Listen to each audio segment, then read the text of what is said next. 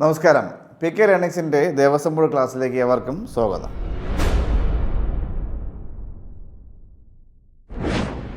നമ്മളിന്ന് മലപ്പുറം ജില്ലയിലെ ക്ഷേത്രങ്ങളെക്കുറിച്ചാണ് പഠിക്കുന്നത്. അതിനകത്ത് ആദ്യം പഠിക്കുന്നത് തിരുനാവായ നാവാമുകുന്ദ ക്ഷേത്രത്തെക്കുറിച്ചാണ് പഠിക്കുന്നത്. ഈ ക്ഷേത്രത്തെക്കുറിച്ച് പറയുമ്പോൾ നിങ്ങൾക്കെല്ലാം മനസ്സിൽ ഓർമ്മ വരുന്ന കാര്യം പിതൃതർപ്പണമായിരിക്കും.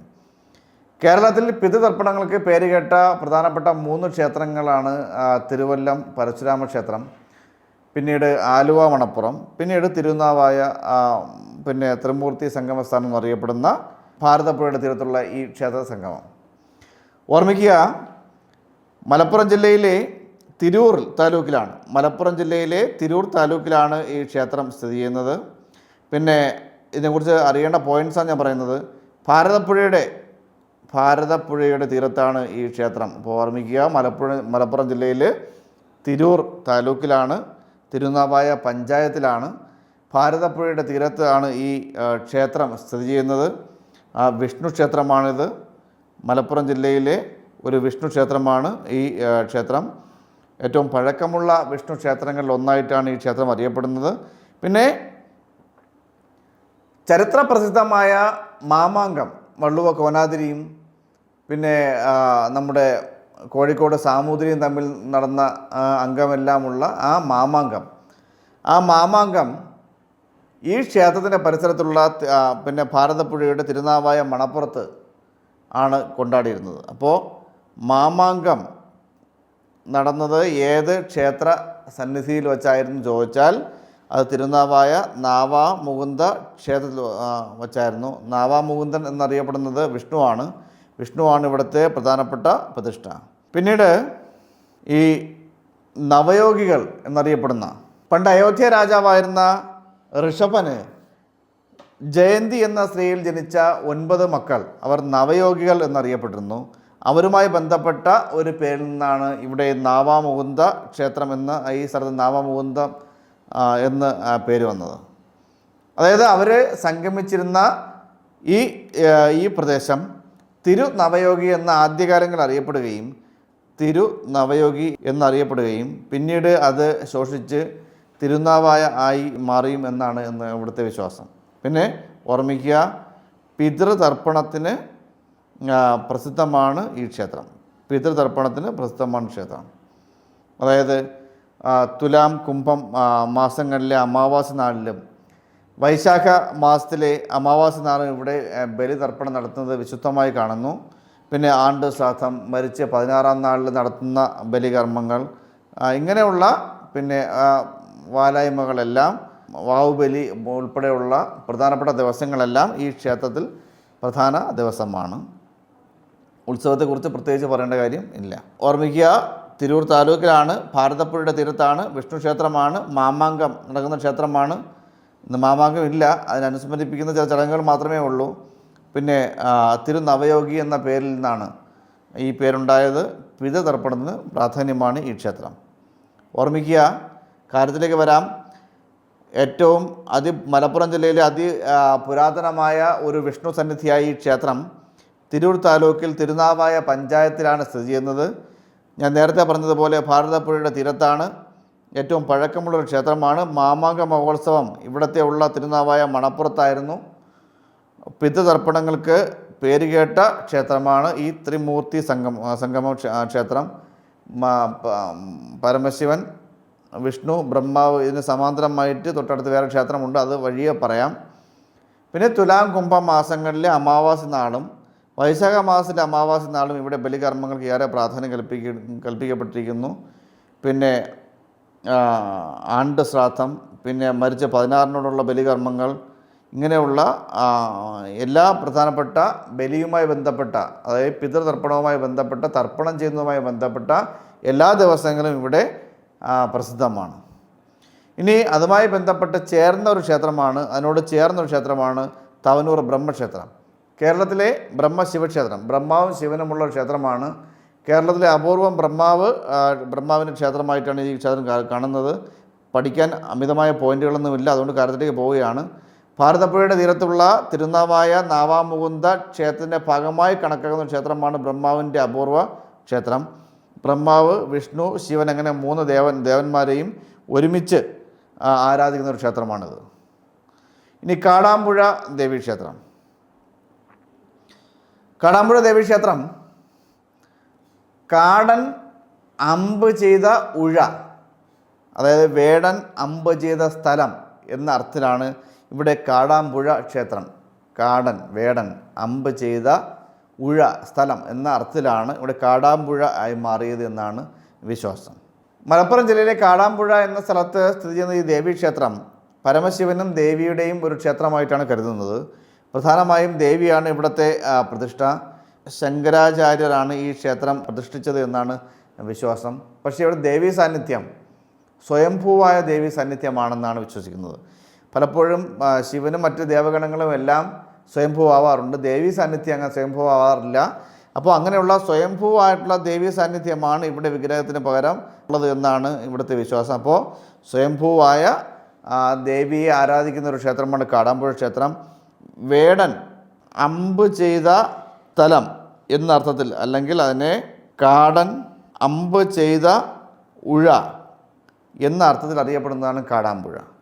പിന്നെ ദേവിയെ 3 ഭാവത്തിൽ അറിയപ്പെടുന്നു. പുലർച്ചെ വിദ്യാദുർഗയായി, അതായത് സരസ്വതി ദേവിയായും, ഉച്ചയ്ക്ക് മധ്യാഹ്നത്തിൽ വനദുർഗ, നമ്മുടെ ദുർഗാദേവി സങ്കല്പമായും, അതായത് പരമശിവൻ്റെ പത്നിയായിട്ടുള്ള ദുർഗാഭാവത്തിലും, സായാഹ്നത്തിൽ വൈകുന്നേരം ആദിദുർഗ, അതായത് ലക്ഷ്മി ഭാവത്തിലും ആരാധിക്കുന്ന ഒരു ക്ഷേത്രമാണ് ഈ ക്ഷേത്രം. അപ്പോൾ വിദ്യാദുർഗ, വനദുർഗ, ആദിദുർഗ, അങ്ങനെ 3 ഭാവത്തിൽ, രാവിലെ സരസ്വതി, ഉച്ചയ്ക്ക് പാർവതി ദേവി, വൈകുന്നേരം ലക്ഷ്മി ദേവി, അങ്ങനെ 3 ഭാവത്തിലും ആരാധിക്കുന്ന ഒരു ക്ഷേത്രമാണ്.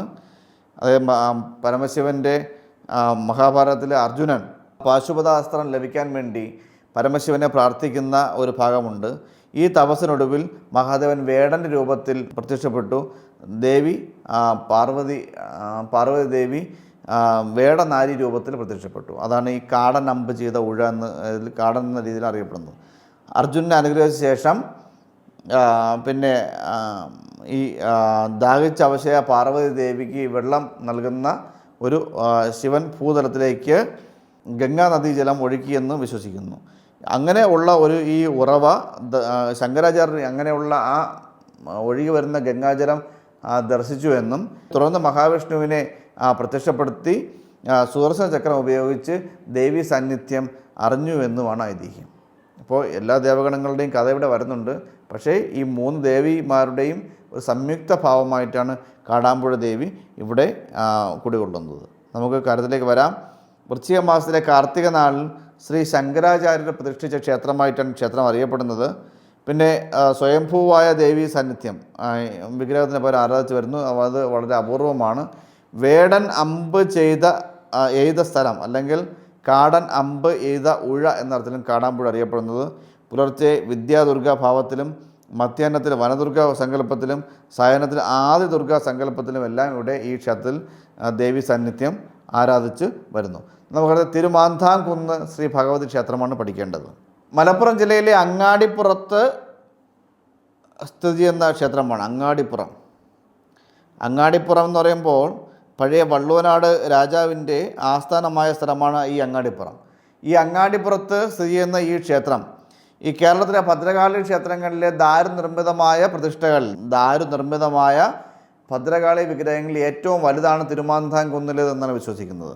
ദാരു വിഗ്രഹങ്ങളിൽ ഏറ്റവും വലുത് ഇവിടെയാണെന്നാണ് വിശ്വസിക്കുന്നത്. ഓർമ്മിക്കുക, ദാരു വിഗ്രഹങ്ങളിൽ ഏറ്റവും വലുതുള്ള ഭദ്രകാളി ദേവി ഇവിടെയാണ്. അമിതമായ പ്രാധാന്യമില്ല. ഈ തിരുമാന്താംകുന്ന് എന്നറിയപ്പെടുന്നത് ഈ ശിവഭഗവാന്റെ ഫോളോവറായിട്ടുള്ള മാന്ധാതാവ് എന്ന് പറയുന്ന ഒരു രാജർഷി ശിവഭഗവാനെ ആരാധിക്കുകയും അതേ തുടർന്ന് ശിവഭഗവാൻ പ്രത്യക്ഷനായി അദ്ദേഹത്തിന് വരം ചോദിച്ചപ്പോൾ അതിന് പകരമായിട്ട് കൊടുത്ത ഒരു ശിവലിംഗം പാർവതി ദേവി ആരാധിച്ചിരുന്ന ഒരു ശിവലിംഗമാണ്.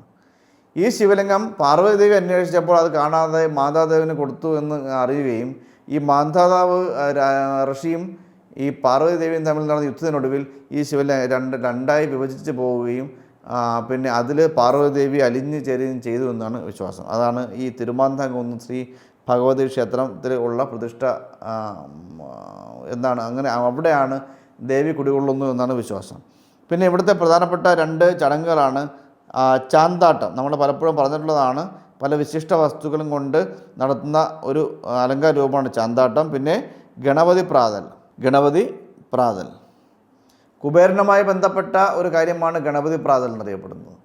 കുബേരൻ ശിവകുടുംബത്തെ തൻ്റെ സന്നിധിയിലേക്ക്, തൻ്റെ കൊട്ടാരത്തിലേക്ക് ആഹാരം കഴിക്കാൻ വേണ്ടി, ഭക്ഷണം കഴിക്കാൻ വേണ്ടി വിളിക്കുകയും എന്നാൽ ശിവനും പാർവതിയും ഗണപതിയും കൂടി വരാമെന്നേറ്റപ്പോൾ ബാക്കിയുള്ളവർ കൂടി വരണമെന്ന് കുബേരൻ നിർബന്ധം പിടിക്കുകയും എന്നാൽ ഗണപതി കഴിക്കാൻ വേണ്ടി മാത്രം പോലും തികയില്ല നിൻ്റെ ഭക്ഷണമെന്ന് ശിവൻ പറഞ്ഞപ്പോൾ എങ്കിലൊന്ന് കാണണമെന്ന് പരീക്ഷിച്ച കുബേരന് സർവവും കഴിച്ചു തീർത്ത ആ അമിതമായ വിശപ്പുണ്ടായിരുന്ന ഗണപതി ഭഗവാന്റെ തൃപ്തിപ്പെടുത്താൻ ചെയ്തതാണ് ഗണപതി പ്രാതൽ.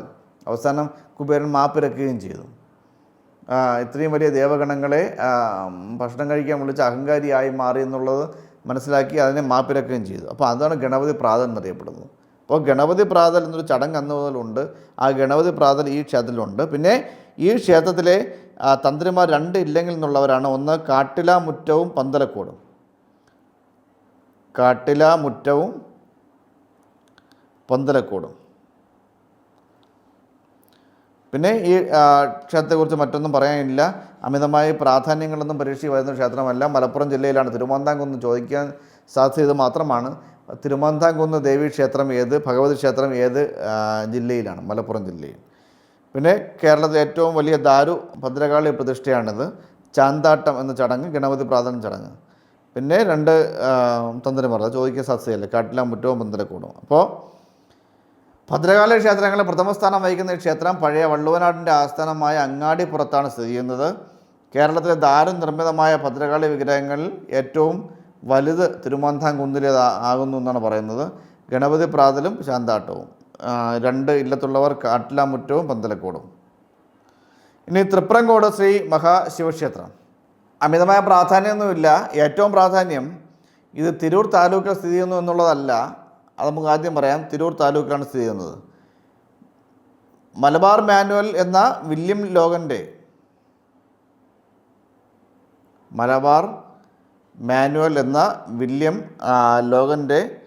മലബാർ മാനുവൽ എന്ന ഗ്രന്ഥത്തിൽ പരാമർശിക്കുന്ന ഒരു ക്ഷേത്രമാണ് തൃപ്രങ്കോട്. ഓർമ്മിക്കുക, ഇതിൽ 10-ാം നൂറ്റാണ്ടിൽ സ്ഥിതി ചെയ്യുന്ന ക്ഷേത്രം എന്നാണ് ഇതിനകത്ത് പരാമർശമുള്ളത്. അപ്പോൾ 10-ാം നൂറ്റാണ്ടിൽ സ്ഥിതി ചെയ്തിരുന്ന അല്ലെങ്കിൽ നിലനിന്നിരുന്ന ഒരു ക്ഷേത്രമെന്ന് മലബാർ മാനുവലിൽ, വില്യം ലോഗൻ്റെ മലബാർ മാനുവലിൽ പരാമർശമുണ്ടായിരുന്ന ക്ഷേത്രമാണ് തൃപ്രങ്കോട് ശ്രീ മഹാദേവ ക്ഷേത്രം. മാത്രമല്ല ചേര രാജാവായിരുന്ന ഗോദരവിവർമ്മയുടെ കാലത്തെ ശിലാലിഖിതങ്ങൾ ഈ ക്ഷേത്രത്തിൽ കണ്ടെടുത്തിട്ടുണ്ട്. ഗോദരവിവർമ്മയുടെ കാലത്തെ ശിലാലിഖിതങ്ങൾ ഈ ക്ഷേത്രത്തിൽ കണ്ടെടുത്തിട്ടുണ്ട്. പിന്നെ എല്ലാ ദിവസവും ശംഖാഭിഷേകം, ശംഖിൽ നിന്നുള്ള ശംഖാഭിഷേകം നടക്കുന്ന ക്ഷേത്രമാണിത്. പിന്നെ എല്ലാ ദിവസവും തന്ത്രിപൂജ നടക്കുന്ന ക്ഷേത്രമാണ്. തന്ത്രിപൂജ വിശേഷാൽ സമയങ്ങളിൽ മാത്രമേ എല്ലാ ക്ഷേത്രവും നടക്കാറുള്ളൂ. പക്ഷേ ഇവിടെ എല്ലാ ദിവസവും തന്ത്രിയാണ് പൂജ ചെയ്യുന്നത്. നമ്മുടെ ക്ഷേത്രങ്ങളിലെല്ലാം മേൽശാന്തിയായും പൂജ ചെയ്യുന്നത്. പക്ഷേ ഇവിടെ തന്ത്രി പൂജയുള്ള ക്ഷേത്രമാണ് ഈ തൃപ്രങ്കോട് ശ്രീ മഹാദേവ ക്ഷേത്രം. നമുക്ക് കാര്യത്തിലേക്ക് വരാം. തിരൂർ താലൂക്കിൽ സ്ഥിതി ചെയ്യുന്നു. വില്യം ലോഗൻ്റെ മലബാർ മാനുവലിലാണ് ഈ ക്ഷേത്രം. ഗോദരവിവർമ്മയുടെ കാലത്തെ ശിലാലിഖിതങ്ങൾ കണ്ടെത്തിയിട്ടുണ്ട്. എല്ലാ ദിവസവും ശംഖാഭിഷേകം നടക്കുന്ന ക്ഷേത്രമാണ്. തന്ത്രിപൂജ നടക്കുന്ന ക്ഷേത്രമാണ് എല്ലാ ദിവസവും. പിന്നീട് ഒന്നും പ്രാധാന്യമില്ല, ഞാൻ വായിക്കാം. ഗജപൃഷ്ഠാകൃതിയിലുള്ള, അതായത് ആനയുടെ പിൻഭാഗം പോലുള്ള ഇരുനിലയിൽ പണിത ചെമ്പ് മേഞ്ഞ ശ്രീകോവിലിൽ കാലസംഹാരത്തിന് ശേഷം, കാലിനെ നിഗ്രഹിച്ച ശേഷം പരമശിവൻ മൃത്യുഞ്ജയനായി ഭൂലോകവാസികൾ പടിഞ്ഞാറ് ദർശനമായി വാണരുന്ന ക്ഷേത്രമാണ് ഈ ക്ഷേത്രം കേട്ടോ. അപ്പോൾ അതൊന്നും പ്രാധാന്യമുള്ള കാര്യങ്ങളല്ല. ഇനി അടുത്ത ആലത്തിയൂർ ശ്രീ പെരും തൃക്കോവിൽ ശ്രീരാമ ഹനുമാൻ ക്ഷേത്രം. ഓർമ്മിക്കുക, വസിഷ്ഠ മഹർഷി പ്രതിഷ്ഠിച്ച ക്ഷേത്രമാണ് എന്നാണ് വിശ്വാസം. വസിഷ്ഠ മഹർഷി പ്രതിഷ്ഠിച്ച ക്ഷേത്രം ആണ് ഇതെന്ന് വിശ്വാസം. പ്രധാന പ്രതിഷ്ഠ ശ്രീരാമനാണ്. പക്ഷേ ക്ഷേത്രം അറിയപ്പെടുന്ന ആരുടെ പേരിലാണ്? ഹനുമാൻ ക്ഷേത്രമാണ്. നമ്മൾ മുമ്പ് പറഞ്ഞിട്ടുണ്ട്, കൊട്ടാരക്കര ഗണപതി ക്ഷേത്രം ശിവക്ഷേത്രമാണ്, പക്ഷേ ഗണപതിയുടെ പേരിലാണ് അറിയപ്പെടുന്നത്. അതുപോലെ തന്നെ ശ്രീരാമനാണ് ഇവിടുത്തെ പ്രധാനപ്പെട്ട പ്രതിഷ്ഠ. പക്ഷേ സീതാസമേതനായ ശ്രീരാമനല്ല. മിക്കവാറുമുള്ള എല്ലാ ശ്രീരാമ ക്ഷേത്രങ്ങളിലും രാമനാണ് ഉണ്ടാവുക. പക്ഷേ ഇവിടെ സീതാസമേതനായ ശ്രീരാമനല്ല ഉണ്ടാവുക. പ്രധാന കോവിലിനോട് തൊട്ടടുത്ത് ഒരു ഹനുമാൻ പ്രതിഷ്ഠയുണ്ട്. ക്ഷേത്രത്തിന് പുറത്തായിട്ട് ലക്ഷ്മണ ക്ഷേത്രവും സ്ഥിതി ചെയ്യുന്നു. ലക്ഷ്മണ ക്ഷേത്രവും സ്ഥിതി ചെയ്യുന്നു. അപ്പോൾ ഓർമ്മിക്കുക, വസിഷ്ഠ മഹർഷി പ്രതിഷ്ഠിച്ച ക്ഷേത്രം എന്നാണ് വിശ്വാസം. ശ്രീരാമനാണ് പ്രധാന പ്രതിഷ്ഠ, എന്നാൽ സീതാസമേതനല്ല. ഹനുമാൻ പ്രതിഷ്ഠ വിശിഷ്ടമാണ്. ഹനുമാൻ്റെ പേരിലാണ് ക്ഷേത്രം അറിയപ്പെടുന്നത്. ഹനുമാൻ കാവ് എന്നാണ് അറിയപ്പെടുന്നത്. ലക്ഷ്മണ ക്ഷേത്രം അതിന് പുറത്തായിട്ട് ഉണ്ട്. അത് അക്കാര്യം ഓർമ്മിക്കുക. വസിഷ്ഠ മഹർഷി പ്രതിഷ്ഠിച്ച ക്ഷേത്രമാണ്. പ്രധാന ദേവൻ ശ്രീരാമനാണ്. തൊട്ടടുത്ത് ഹനുമാൻ ക്ഷേത്രമുണ്ട്. ക്ഷേത്രത്തിന് പുറത്തായിട്ട് ലക്ഷ്മണ ക്ഷേത്രം സ്ഥിതി ചെയ്യുന്നു. ഇനി നിലമ്പൂർ ശ്രീ വേട്ടയ്ക്കൊരുമകൻ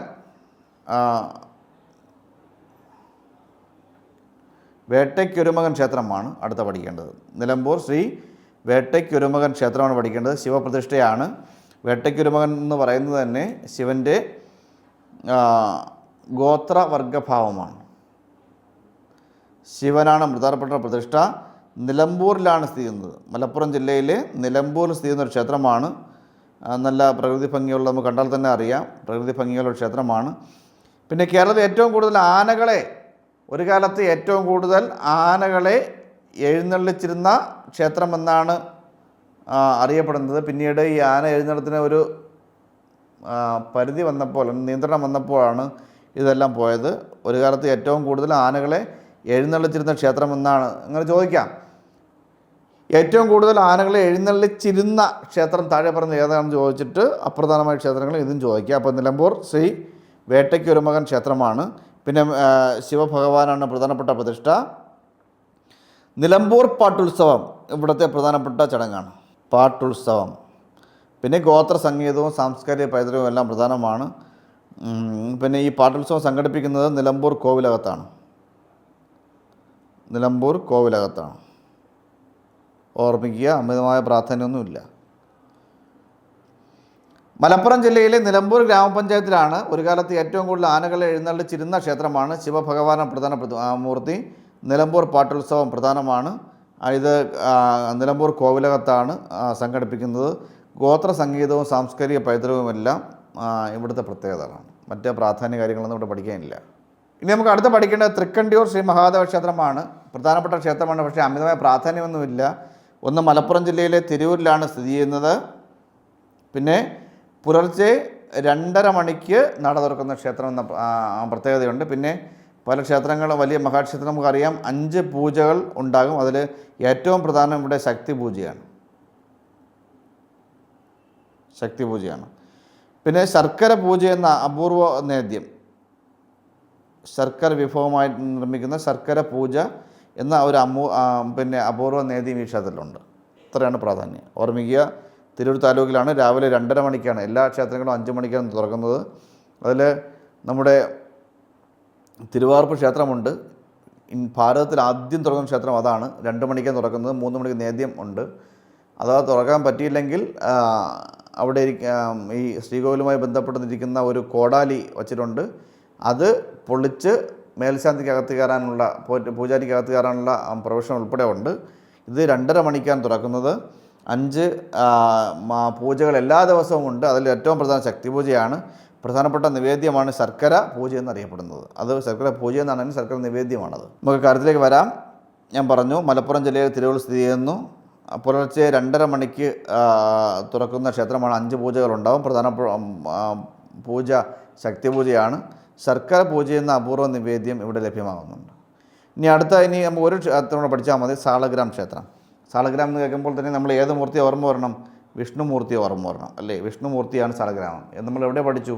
പത്മനാഭസ്വാമി ക്ഷേത്രം ഉൾപ്പെടെയുള്ള പ്രധാനപ്പെട്ട വിഷ്ണു ക്ഷേത്രങ്ങളെല്ലാം പഠിച്ചത് സാളഗ്രാമമാണ്. ഈ സാളഗ്രാമം പത്മനാഭസ്വാമി ക്ഷേത്രത്തിൽ കൊണ്ടുവന്നത് എവിടെ നിന്നാണ്? നമ്മുടെ നേപ്പാളിലെ ഗണ്ഡകി നദിയിൽ നിന്നാണ്. ഇവിടെ അതുപോലൊരു സാളഗ്രാമ ക്ഷേത്രമാണ്. മലപ്പുറം ജില്ലയിലെ അരീക്കോട് പഞ്ചായത്തിലാണ്. ചാലിയാർ പുഴയുടെ തീരത്ത് സ്ഥിതി ചെയ്യുന്ന ക്ഷേത്രമാണ്. വിഷ്ണുവിൻ്റെ പ്രതിമ നിർമ്മിക്കുന്ന കല്ലാണ് സാളഗ്രാമങ്ങൾ. വിഷ്ണു പ്രതിമ നിർമ്മിക്കുന്ന കല്ലാണ് സാളഗ്രാമങ്ങൾ. ഇതുകൊണ്ടാണ് ഇവിടുത്തെ വിഗ്രഹം നിർമ്മിച്ചത്. അതുകൊണ്ടാണ് ഇതിന് സാളഗ്രാം ക്ഷേത്രം എന്ന പേര് വന്നത്. പിന്നെ മൃഗമാല, മൃഗത്തിൻ്റെ തലയോടുകൾ കൊണ്ടുള്ള മൃഗമാല ഇവിടുത്തെ ഒരു അപൂർവ കാഴ്ചയാണ്. പിന്നെ വിഷ്ണുവിൻ്റെ ഏത് ഭാവമാണ്? നരസിംഹമൂർത്തിയാണ്. വിഷ്ണുവിന് 10 ഭാവങ്ങളുണ്ട്. ദശാവതാര കഥകളിൽ നരസിംഹമൂർത്തിയാണ് ഇവിടുത്തെ പ്രധാനപ്പെട്ട പ്രതിഷ്ഠ. അപ്പോൾ വിഷ്ണുവാണ്, പക്ഷേ നരസിംഹമൂർത്തിയാണ്. ഇത്രയും കാര്യങ്ങളാണ് നമ്മൾ ഇന്നത്തെ ക്ലാസ്സിൽ പഠിക്കുന്നത്. അരീക്കോട് പഞ്ചായത്തിൽ സ്ഥിതി ചെയ്യുന്ന ഈ സാളഗ്രാം ക്ഷേത്രങ്ങളെക്കുറിച്ച് കൂടി ഈ മലപ്പുറം ജില്ലയിലെ പ്രധാനപ്പെട്ട ക്ഷേത്രങ്ങൾ നമുക്ക് കഴിഞ്ഞു. അടുത്ത് ഇനി കോഴിക്കോട് ജില്ലയുമായി അടുത്ത ദിവസം കാണാം. Good bye.